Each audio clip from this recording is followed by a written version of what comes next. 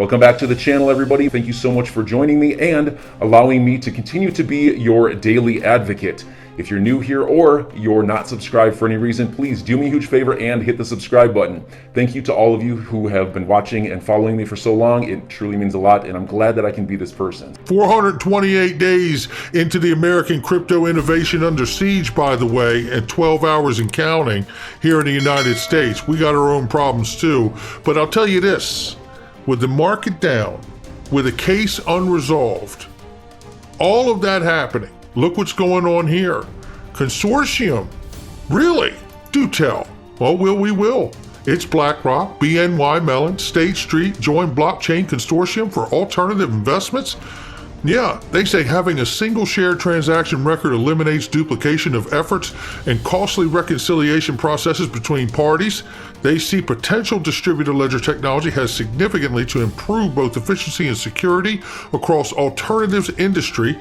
It goes on to say here, almost all the consortium participants have existing blockchain activities. For example, Apollo has partnered with Figure Technologies to put funds into blockchain.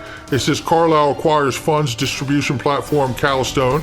It says here, which has used blockchain for years. BNY Mellon, State Street have both created divisions to focus on digital assets. iCapital hopes to add additional assets and wealth managers. The company currently services $112 billion in client assets. The value in a private permission distributed ledger solution is that it creates one single golden source of data, eliminating the need for multiple reconciliations, allowing all the parties in a transaction to read from and write to the same record. This is coming from Chief Information Officer at iCapital. This synchronized approach enhances reliability, security, and efficiency. It is the latest technical innovation that we are developing to enhance our platform capabilities and the alternative investment ecosystem more broadly for benefit of all participants. It's not just about the interworkings of their business together. They're also, as they said here with BNY and State Street, created divisions to focus on digital assets as well. And I did want to note here that they also talk about in Australia, the ASX post-trade solution is also creating a DLT-based golden record as well. Just covered it yesterday. And remember, here's the paper right here from back in 2019, the statement to the Australian Securities Exchange. And it says, deed of variation of settlement agreement with SOAR Labs, which was processed and handled by none other than Ripple right here. Ripple right here. And the $579,800 payment obligation settled by the transfer of Ripple right there. Not saying that Ripple's handling the settlement for the Australian Securities Exchange, but it does appear that they've handled the settlement of the deal for SOAR Labs, who may be doing it. You have to wonder if SOAR Labs will be using the XRP Ledger or any of Ripple's suite of products backside. We'll keep an eye on it.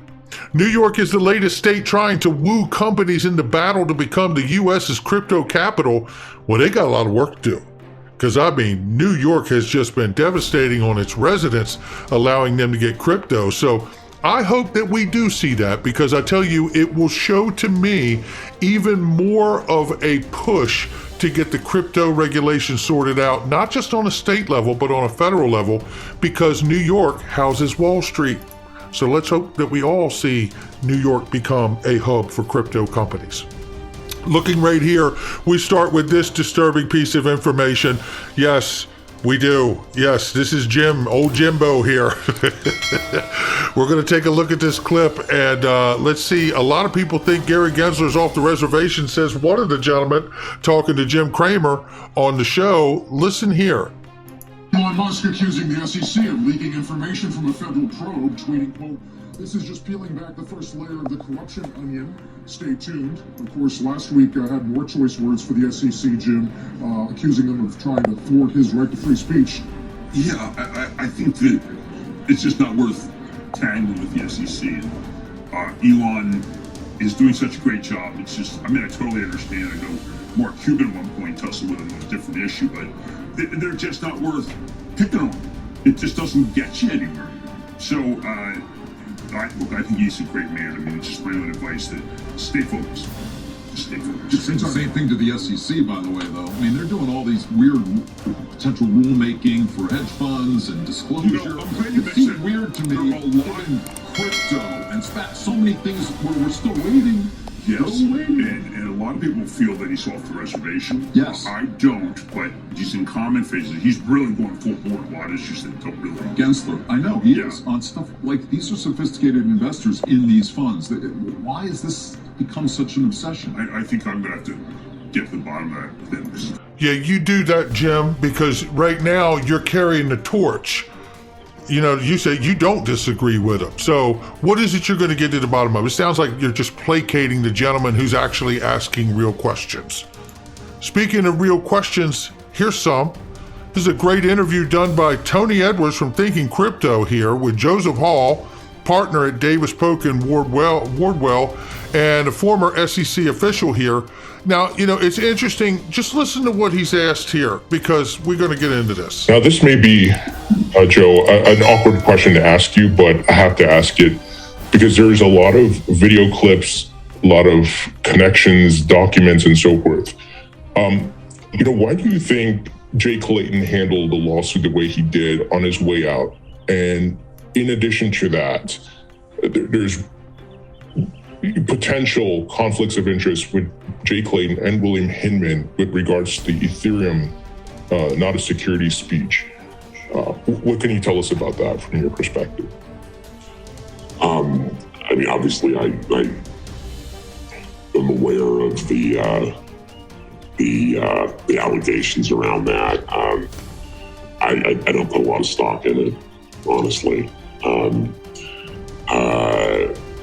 It's just not how the SEC operates. It's not how those two gentlemen in particular operate.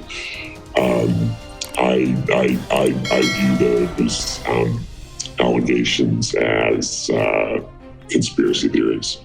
You know, it's the status of Ethereum as a security, like the status of Bitcoin as a security and any other sort of asset staff is looking at, is examined by a lot of different people at the SEC, and these decisions are made by a lot of different people at the SEC. And the idea that either Bill Hinman or Jay Clayton, had an undisclosed financial motivation for going in one direction or going another direction, I just think that's unfounded speculation by people who don't really have a clear understanding of how the SEC operates, frankly. I could be proven completely wrong, obviously, and maybe we'll find that there is some dark conspiracy going on here. But to me, it's about the same as the QAnon conspiracy. Oh, is it? Well, look, I love that he left himself a little room. Now, I may be proved completely wrong. Well, I'll tell you what, Joseph Hall, in the fairness of getting everybody to level set, I would like to invite you, like I know you've probably been already invited on DAI, the Digital Asset Investors channel.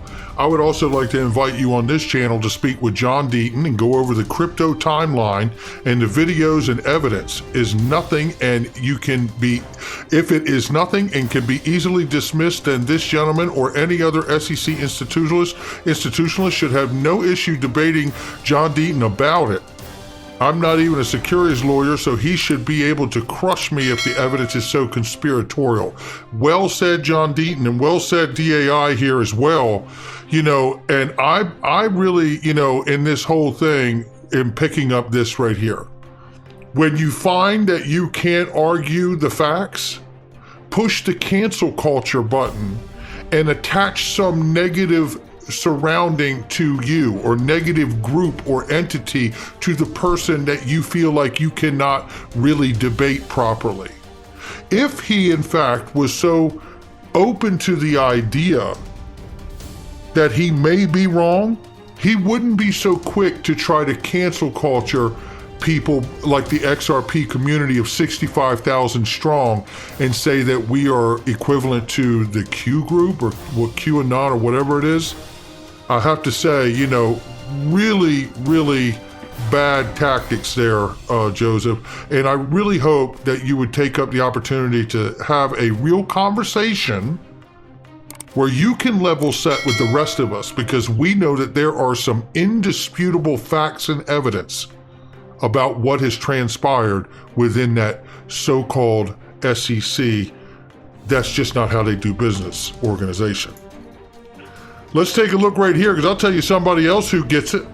It's Charles Hoskinson. Shout out to you from ADA here, calling out the two sides of the SEC. They got one opinion in the court case with the SEC versus Ripple, and then they have another one on the outside of the court case with public persona and their public perception from the agency doors itself. I'm not gonna play the clip because we're getting long in the video here, but I want to tell you that this really, how Charles see it?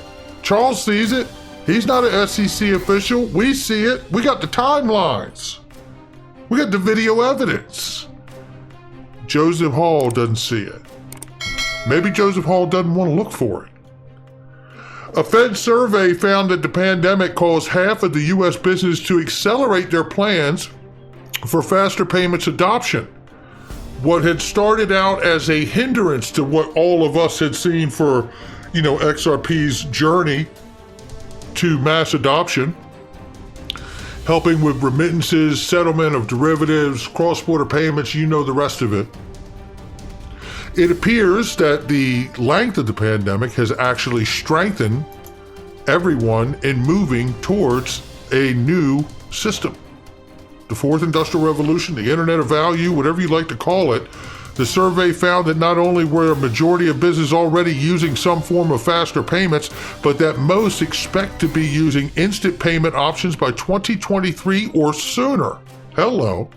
Which coincides with the Federal Reserve's timeline for the new FedNow services rollout. The FedNow service is developing capabilities to address businesses' needs for safe, instant, data-rich payments, collaborating with financial institutions and business solutions providers to implement them by 2023. Remember, FedNow is like a domestic payment side, right? So you may not see digital assets necessarily used in that realm, but the fact that they're moving to that system says to me that everybody's moving to ultimately a newer version of payments, which allows for interoperability, compatibility, and so forth, ultimately for cross-border. Looking right here, ISO 2002 is here, and get ready for November. This is the timeline that SWIFT is talking about, not us. We're talking about it because they're talking about it. That's how the news should work, right? Looking right here, it's a reminder that the inflow translation services became available for testing within the FinPlus pilot future environment last November. So it's already begun.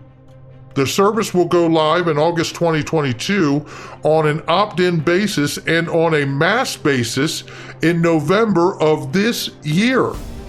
2022, come on in. How about that? Now that's exciting to me because we know that everybody getting up on the ISO 20022 payment language, that format is really going to create a level foundation for the payment language world, global or otherwise. And from within that, you will be able to see the opportunity for them to go even further and begin to integrate digital assets, CBDCs, and other forms of digital assets and cryptos and things of that nature inside of that payment messaging system as well. Remember, ISO 20022 has been around for a minute. But let's see what's going on here, because we have been witnessing the crypto market currently falling like a manhole cover from the sky. Let's see what's going on now. It's lost this horizontal, which is a beautiful bullish continuation pattern. And what it's doing right now, you've lost the support of that, so you're coming down basically. Let's have a look if this technical target's been met from there to there, and you can see, let's drop that in right there, and you can see not quite met the technical target, which is around about 66 cents. You've had the wick down there to around about 67 cents. Okay, so you are retracing at the moment, okay, because what you're doing right now, you've come up impulsively and you're retracing to this low. Now, like I said to you, it's really, really important that we don't lose that low, okay? If we start to lose that low, that's really, really bad for XRP, really negative, and I do think that what you're doing there is continuing with the downtrend, and you're not looking to break this level of resistance, okay, for XRP, and we might be on the cusp of some kind of capitulation event here for XRP and the crypto markets if we lose this low. So I'm looking at the same low on Bitcoin. We've got a really, really strong level of support down there, 32k I think it is for Bitcoin. Now obviously this is a massive low just there, 55 cents. If XRP starts to come down and loses this, you're going to be impulsive wave targets to the downside, and that will be my minimal target of 40 cents for XRP. And you can see from this point right here, that is a further depreciation of around about 43%, which will be a capitulation event, you know. Now, just to be clear, he's giving you what the downside would be if we lose that 55-cent range of support, right? If we lose that 55 cent, you could see it go further down to 40 cent. And if you lose that, obviously you continue to pull on back to the 27, 28 cent range that we experienced for so long during the bear market, right? Now, none of us want to see that, but if we do, I tell you, Ripple's going to be in competition with me in buying the rest of what's left on the secondary market. Because I'm going to sell, well, I'm not going to sell my car, but I'm going to try to sell Mrs. Backup's car. And I think she can probably hear me in the background. But the reality is I'm going to be doing whatever I can to accumulate should we see those kind of lows, because ultimately, what do I know? And I'm not selling any used cars here, ladies and gentlemen. Everybody's got to make up their own mind at what kind of risk and exposure they want to the market. So enjoy your day, everybody. I'm always here for you. Leave any comments or questions below, and be sure to subscribe. But thanks, everybody. I really appreciate you. Enjoy your day, and I always have your back. So thanks so much, everybody.